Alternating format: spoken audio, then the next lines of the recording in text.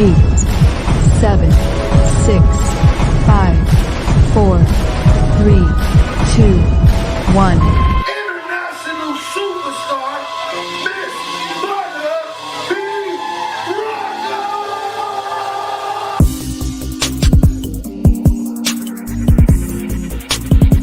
You are now tuned in to Butter B. Rocker on Transparency Talks Podcast.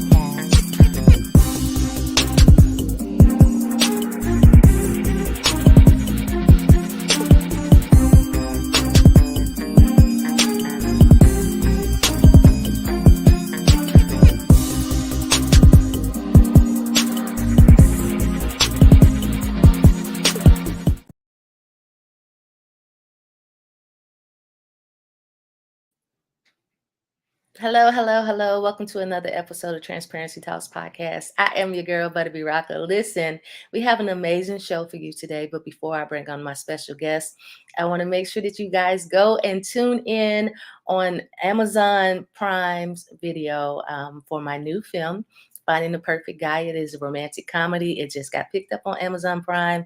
And as you guys know, this is my first debut as a director, producer, writer. So make sure you check it out. Check it out. Check it out. I'm super excited. It's been out now for a week. And so make sure you get that.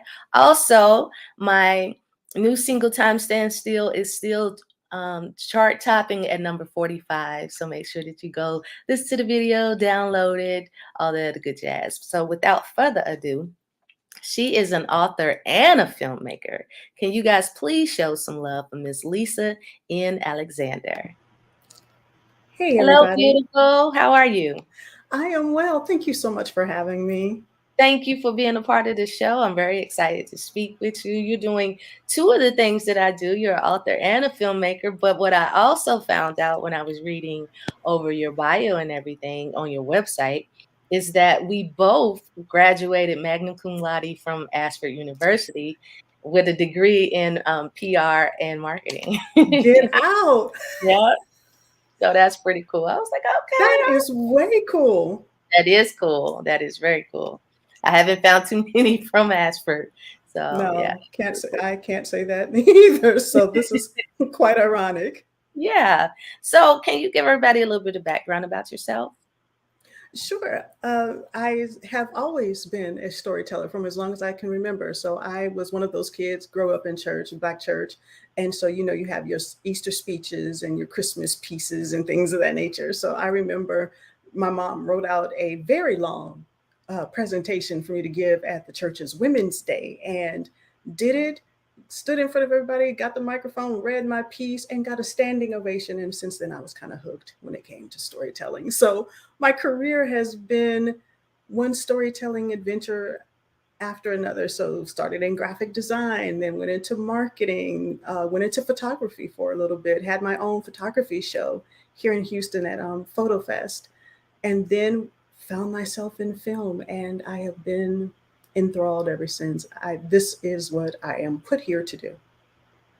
It's wonderful when you find out your calling. Mm-hmm. I started in music and I've been touring. I've been singing forever, but then I left corporate in 2007 and have been touring literally since then. And when I injured myself in 2019 and had to have knee surgery that left me out for a year, I discovered new talents. And now that I've gotten a taste of films, it's given me a little of everything because I'm able to put my music in it. I'm able to show my talents on all sides. So it's always wonderful when you can find your niche and find your passion and go after that. So that's a wonderful thing. Absolutely. You have literally been working on a lot of stuff. You co-produced the award-winning documentary, What Mercy Looks Like. You won a gold Remy. I've never heard of a Remy before, but I love that. You won a gold Remy with that one. And then you produced and directed the documentary Just One and won a silver Remy. Yes. I mean, very impressive. So I want to ask you, speaking in regards to festivals and everything, do you feel the festivals is the route to go, especially as documentaries with your projects first? I would recommend it, but I would definitely say do your due diligence on these festivals. Not all film festivals are created equally. You Mhm. have a lot of people there. There are a lot of people out there that use it as a money making venture. So they scam you. Your film never shows anywhere. No one ever really reads your script, but yet you have won an award because they took your $20 and they're gone with it. So just do your due diligence. I would say when it comes to working with film festivals and submitting your things, make sure that they are worthy and notable, and I would say have some experience behind them, and that you can Google them, you can find them, that their website works, links work, all those kinds of things. Make sure it is legit before you submit your money and your project. Great advice because, like, this is my first film, and everybody was telling me you should go that circuit. But when I got on, was it Film Freeway? It Hmm. was so much. It was just it was an overload for me. And then trying to figure out which ones were right. And then I was Hmm. told, you need to go to only submit to ones that that you can go to. That Did, is correct. okay, did Hmm. you realize that? Okay. So yeah, so it was just overload for me personally, but I do think that it is great to be able to get those accolades behind you if you can get on to the right festivals. Absolutely, absolutely. Mhm, And then it's an opportunity to network. So mhm, film festivals aren't just going to go collect your award, take pictures, take selfies, do it for the gram. You go to network because filmmaking is, yes, it's this wonderful creative thing, and you get to do all these things and make nice pictures. It is a business, and film should make money at the end of the day. So that's the business side of me. It's like the product there should be an ROI on all that you do. And so definitely go to network. You never know if you're going to meet your next actress for your film, producers, people with money who like to fund films. So definitely go and network. yeah, really good advice. Okay. I want to talk about what inspired you to tell the story of My Father, the Queen. So it's the story is loosely based on my life, and they told me, they said, write what do you know? And so I know drama. I know drama very well. So this is a story about, it's a Black daughter story on what it is to grow up with a gay closeted father, and how his trauma impacts your trauma. And then how can you heal from your daddy issues, and how those daddy issues just really weave their way through your entire life. If you don't deal with it, it can be catastrophic. And so I wanted to tell this story. Now was the time to tell this story. One, because I had done my work, done my Mhm. healing journey, journaled, talked to therapists, did all those things that you're supposed to do to heal from things that just really kind of railroad you. And you get to release all those expectations. You get to show grace. You get to show forgiveness. And so now it was a good time to tell this story, and especially with everything that's going on in the world today when it comes to the rainbow children, the LGBTQ plus community, and legislation that's being written against certain members of that community. And so now's a good time. And it still hasn't gone away. We can say that as a Black community, we can say that for the gay community, the LGBT community, that there is still violence. There is still this hatred, intolerance towards these two communities, our communities. And my hope is that this story will humanize Black bodies, regardless of the body, that it would normalize Black folk going to therapy, communities of color, that it's okay to go get help, please go talk to somebody. You don't have to carry that. And so it was just all the stars aligned, if you will, and that was a good time to put it out there. Yeah. I love the title. How did you come up with the title? I don't know. It just came to me. I was sitting somewhere minding my own Black business, and I thought of the name. It's like, oh, I don't know what to do with that. That's pretty awesome. It's like I don't know. So the name came. The name absolutely came first. Mhm, mhm. How did you assemble the cast and the crew, and what was your casting process? So I'll start with crew, and again, going to the film festivals and meeting people. So I had the pleasure of, and then I work. I'll back up a little bit. I do video production work for nonprofits. I have a company called Pretty Work Creative. So we help them tell their stories, amplify their stories. That's how we did the documentary work. So I had to find people to do the work, right? And so the cast and crew that I've assembled are people that I know, people whose work I trust, people who have an incredible work ethic. And my DP, Brandon, he'll tell you, it's like, Miss Lisa don't have no folly and foolishness on her sets. I do not. We do not do foolishness and folly. We're there to get a job done. We're here to tell an amazing story. And so the people that have said yes, I'm just so grateful. Like our first AD, and I got my first cast member. I remember when I was writing Carolyn's part, and I kept telling myself, there's only one person that can play this, and it's like, I don't know if she'd be willing to do it. You know, acting's not really her thing, but the way the role is written, I'm going, nobody can play this. And so I called my friend Linda. I hadn't really talked to her in a while. We met over 10 years ago. I said, hey, not sure what you're doing. Would you be interested in reading the script? You know, tell me how you feel about it. She read the script, called me back immediately. It's like, I'm in. I'm in. And same thing with some other roles that we filled. Maestro Robinson, sent him the script.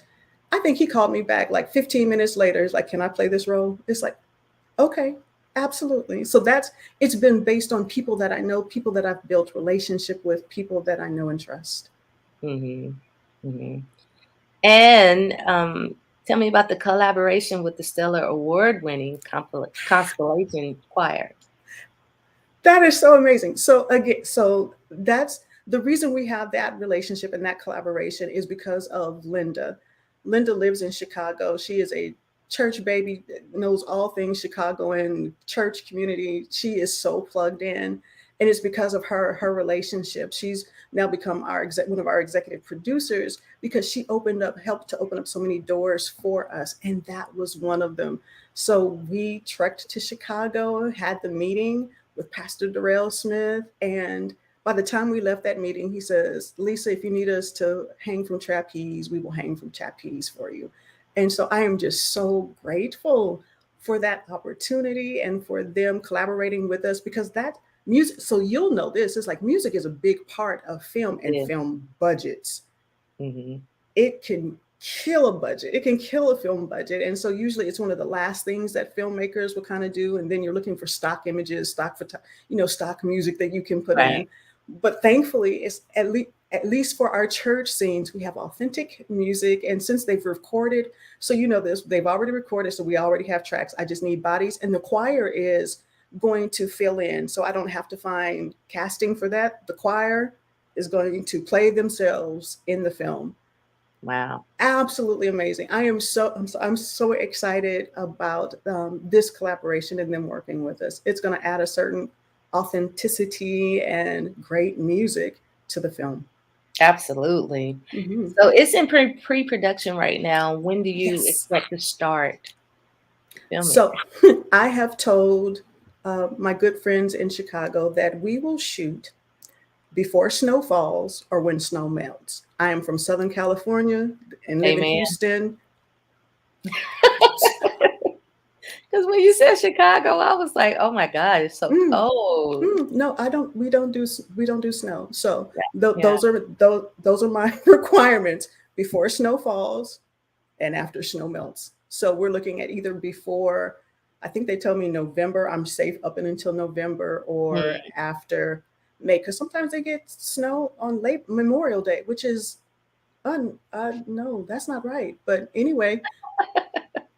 Either one of those times. We're still fundraising, so it'll happen in that timeline. Okay. And how can people that want to help with your fundraising help? Okay, so they can go to our website, myfatherthequeen.com. We have a Seed and Spark crowdfunding campaign that's going to launch by the end of the day. So what I will do is I will send you that link, and then people can go to the Seed and Spark website and donate there as well, or call me or email me. Let's talk. Okay. So what are some of the challenges as a female writer and director have you faced? I've definitely faced some with my first. Okay, just being heard and being taken seriously. That part. Being heard and being taken seriously, especially when you start talking about the money part. So what Mhm. I found to be true is that, so your film is a feature as well. So you didn't go documentary route, right? It Correct. is much easier for women, and especially women of color, to get a project produced if it's a documentary. There are lots of grants. Oh my God, there are so many grants available and opportunities and fellowships and all these things if you're doing a documentary. But the moment you step into feature film life, it is a completely different ballgame. And I'll be, to be honest and to be very fair and transparent, filmmaking, especially indie filmmaking, raising money is hard for everybody, regardless of your gender or your color. White folk have just as hard of a time raising money as anybody else. But once you start adding melanin, and once you start adding, all the things, and then don't be a part of the LGBTQ, then your level of hard gets increased, right? Mhm. So with being a Black woman, the level of hard is about, that much more difficult, but it's not impossible and it will get done. You are That. my proof. So I can always go. It's like, Butter did it, so my project's going to get funded too. So it'll get done. Well, I will tell you this. I funded myself. See, and Yeah. sometimes you have to do that. There's another Yeah. gentleman on YouTube who funded his own, straight out of film school, who funded his own film feature, and that thing went pretty much viral. And he put it out on YouTube. He didn't Mm, wait for distribution. He had waited for, tried to do the distribution thing, and went to the film festivals. Didn't get accepted to the big mhm, festivals. mhm, And what I learned, I don't know if you know this, but at the big festivals, Sundance, Cannes, all those, mhm. if you're not invited, the likelihood of you getting selected is very narrow, very slim. Oh, So wow. it's almost by invitation only. Got you. No, I didn't Hmm. know that either. Yeah.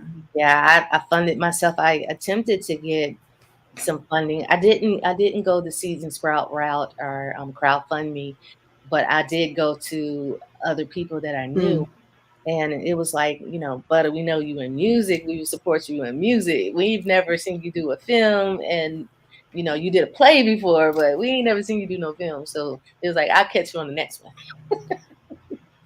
You know, okay, it's like, okay, but Yeah. bet I'll show you. Yep, yep. And then I ended up finishing the project. I mean, it was definitely tough to do. I had a lot of setbacks and everything, but God. And once I finished, I did my premiere at a big studio place here in Atlanta, Georgia. Mm. Sold out in 2 weeks. Had from Les Brown to all of these big celebrities came out, and then got offered 6 distribution deals and just signed with one. So it was definitely a tough road, but I'm not Yeah. mad that I did it.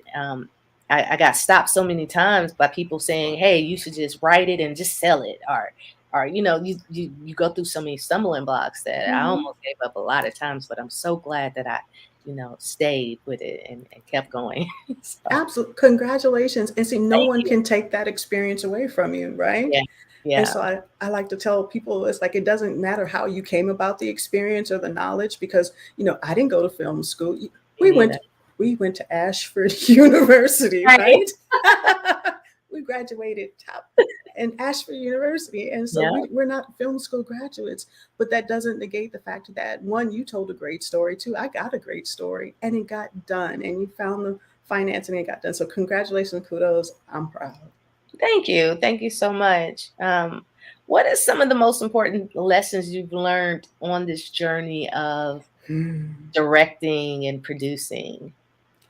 So on the producing part, it really is about relationships and building relationships. And you really do find out, because part of producing, fundraising, finding funds, you find out about people.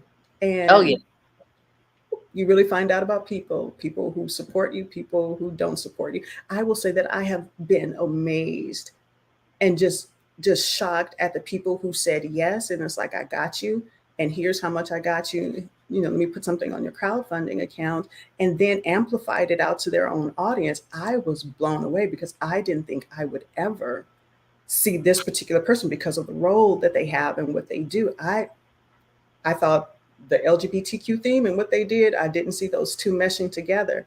But Mhm. they came out and supported it and was very vocal about it. And then there are other people who I reached out to who I thought this was a bit, it was a dead ringer. It was checking the mail. They were like, no, I don't support that. And Mhm. it was shocking. It really opened my eyes. And so you don't know where blessings come from. And so you just Right. have to be open. You absolutely have to be open. And then you can't forget the business part of filmmaking. This people who invest, we're not talking crowdfunding, people that invest want to see a return on their money.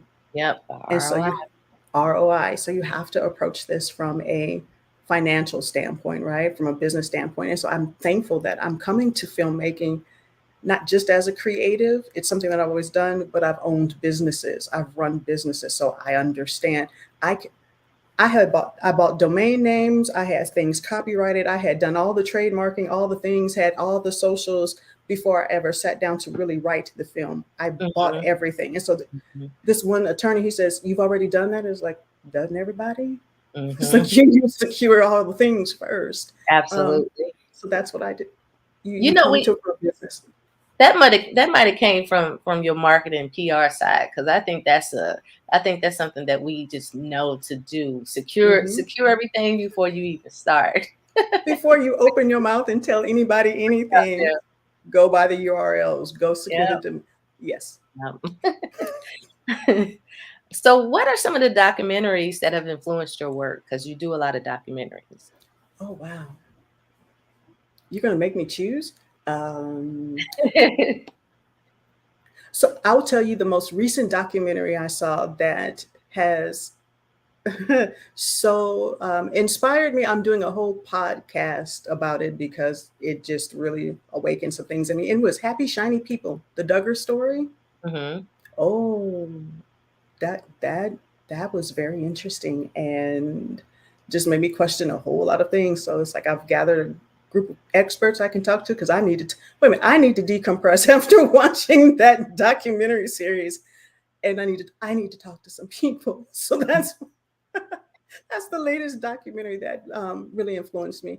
But if you want to know what sparked my career, I will tell you it was commercials. So as Mm. a kid, I loved commercials. One commercial in particular, I'm going to date myself. I'm not a 20, 30 something, not even 40. Um, it was a Norwegian cruise line commercial back in the 90s, I think it was, and the theme was it's different out there. Mm. And it was so beautifully done. Oh my God, the cinematography on this, I was all in. I didn't have Norwegian cruise money, wasn't even old enough to go on a Norwegian cruise, I don't think at the time. But it was just so beautiful. And it's like, I want to be able to tell stories like that because all commercials are being able to tell a story in 60 seconds or less. And that's a gift. That is a Yeah. craft to be able to tell a complete story and then hook you and have you do something at the that's brilliant. And so Mm. I wanted to be able to do something like that. And so that's what my first love was actually commercials. And so that's what inspired me. So now I get to do work with nonprofits. I get to tell my own story and go back to my first love, which is telling stories through film or through pictures. Hmm. Now that I've done my film and people have seen, I mean, I have plenty of music videos that I've directed of myself being Mhm. in it. Um, but people are starting to contact my company to do their music videos and also commercials. And I'm actually really excited. I just got hired for a commercial. It'll be my first one, but I'm really excited because I want to see how I can tell that story that you're saying in so little of a time. I Mhm. believe I can, but I've never done it, but I'm really excited for the opportunity to do it. So, yeah, that's very exciting. Absolutely, absolutely. And you probably have done it and probably if you've ever produced a video, done a reel, had Yeah. to promote something, same concept, only bigger, much bigger floor print and money involved, but you got this. Yeah, I've done plenty of music videos and reels. So Yeah. yeah, I guess. It's Yeah. Technically, it's the same thing. I have to tell a story. Reels, you can't tell a 20-minute reel. You got to be able to. TikTok is like, you got 90 seconds, go. Right. And you mentioned Norwegian being the first commercial that, did something for you and gave you that spark. I Yeah. used to tour on Norwegian a lot. So Yeah. that's pretty cool. Hmm. Yeah. Awesome. Is it as beautiful as they say they made the pictures, or is it really trash? I mean, No, it's really, really beautiful. I let's think see. I've done maybe 4 or 5 of their different cruise lines. Um, and I've probably done over 20 tours with Norwegian. So yeah, Okay, I'm really gonna have to beautiful. make that happen. That's nice ship. Well, nice ships with S. Okay. What advice would you give aspiring filmmakers? So if they are brand new to it, Hmm. and if you're writing, learn to format. I think that Mm, just about killed me. Was yeah. because I've written blogs, I've written books, I've written articles. I have no problem writing. Formatting my father, the queen, I'd get frustrated, put that thing down and go somewhere for about an hour or two. And it's like, I don't want to do this. And it's like, can I pay somebody to do this? And so if you ever go to some of these Facebook groups that host screenwriters, you have people in there all the time talking about, I have this great idea. And it's like, but I don't want to format it. Can I just tell you, I'll pay you? And it's like, no, you've got to write it yourself. And so I would say the first thing is, you can take a class, have somebody walk you through that process of what it is. Of course, there are books out there, there's YouTubes. I did all of that, but I think I could have benefited from somebody sitting next to me going, this, do this, do this. But I would say, definitely hone that craft. Because if Hmm. you're going to be doing this and you're going to be writing consistently, especially if you're going to be writing and directing and producing your own things, learn to do it right. Yeah. That would be my first bit of advice. Yeah. That was definitely tough. I think because I had co-written a play with someone and I got to see how the interactions work because as a songwriter, when I'm writing my own songs, that's one dimensional. But Mhm. when you're doing a play, you got other people coming in and out of the conversation. So that I think that helped me be able to, move over to the writing and put it in final draft. But it was definitely tough. Oh, yeah. That was like, oh my God, because it was a different level. Absolutely. It's like, for me, it was Uh, like trying to learn and write Mandarin in 60 days, yeah, and become yeah, proficient and fluent in it. And yeah. it's tough. And then, so for me being a writer, I like to set up descriptions and all that, make it pretty. And then, I've had people look at my script, those early drafts. It's like, you Mhm. got way too much going on in these action lines. It's like, Yeah. you need to clean this up. It's like, okay. And then another thing that I did not realize at the moment, because they say that um, when you're doing your script, 1 page is 1 minute, right? And on average, a scene should be between 4 to no more than 5 minutes before you go to the next, scene or whatever. Mm-hmm. So I didn't know that. I didn't know when I first started. So my Mm-hmm. very first scene of my film is 7 minutes because I didn't know. And I couldn't figure out how to cut it because all of the parts in there I needed. So, you Yeah. know, but it's my own film, so I can do what I want to do with my film. That part, that Right. But that part. but now that I know, I'll be ready for the next one. And see, there's a difference between, so I'm writing to direct and produce my own work. Now, if I wanted to be a screenwriter and I'm Mhm, writing to sell, then I've got to adhere to, certain rules, mhm. and kind of do things that the way that they should be done, right? Yeah. But there's a little flexibility if it's my own and I'm directing and I'm going to do this the way I see it in my head. And so Yeah. there's a little freedom there with that. Yeah. Hmm. What do you think is the most important elements of a successful movie? Oh, okay. So if I have on my business hat, I got an ROI. So we made money on the film. And Mhm. then the other part of me that's very purpose driven is that I hope this film can help somebody start their healing journey, Mhm. or if they can see themselves. And so some other people that I've talked to, they said that even though this is a a Black daughter's story, everybody can see themselves in it because we all go through stuff. We all have trauma. We all have things that we've gone through, big, small. And you can see yourself in her struggle. You can see her, you may see yourself in the father's struggle, right? Right. And so my hope at the end of the day, and I is that we can offer maybe some healing and grace to people that have hurt us and maybe understand them a little better. So I would hope that we would understand our parents a little better, because the freedoms that we have. So you and I, we get to go to therapy. We get to go sit down and talk to somebody. I probably couldn't start going to therapy until 2000s or so, right? So for the first half of my life, it was still taboo. It was still, you take it behind the church, you go sit down and talk to Jesus. We don't go to therapy. That's white folks stuff, right?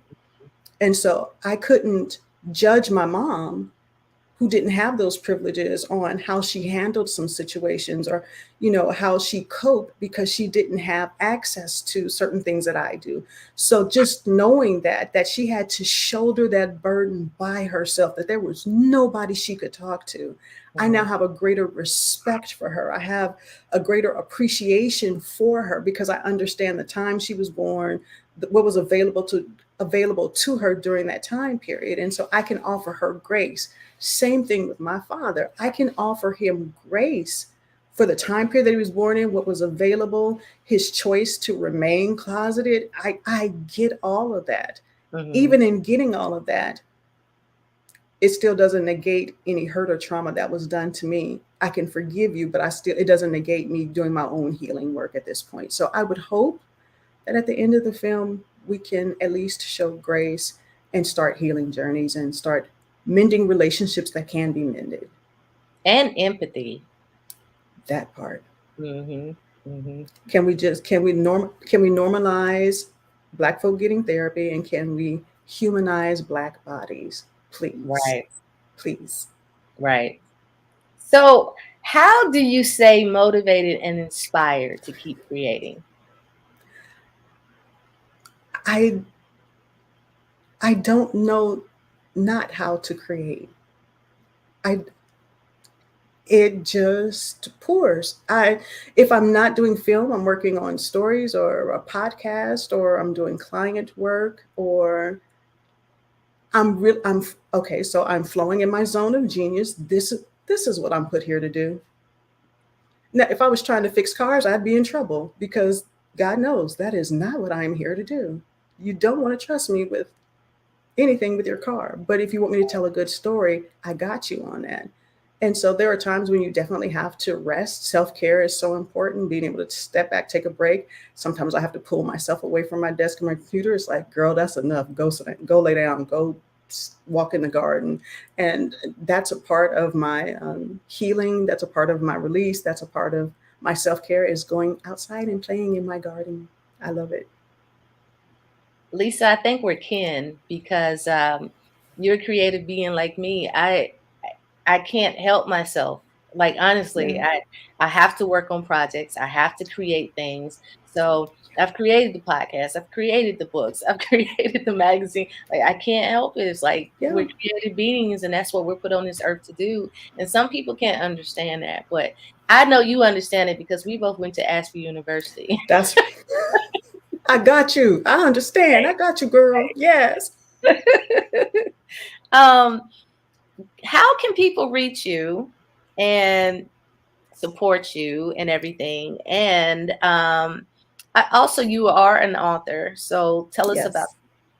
Sure. So you can, everything there is to know is at lisainalexander.com. Now, there are probably about 2.5 million Lisa Alexanders on the planet currently.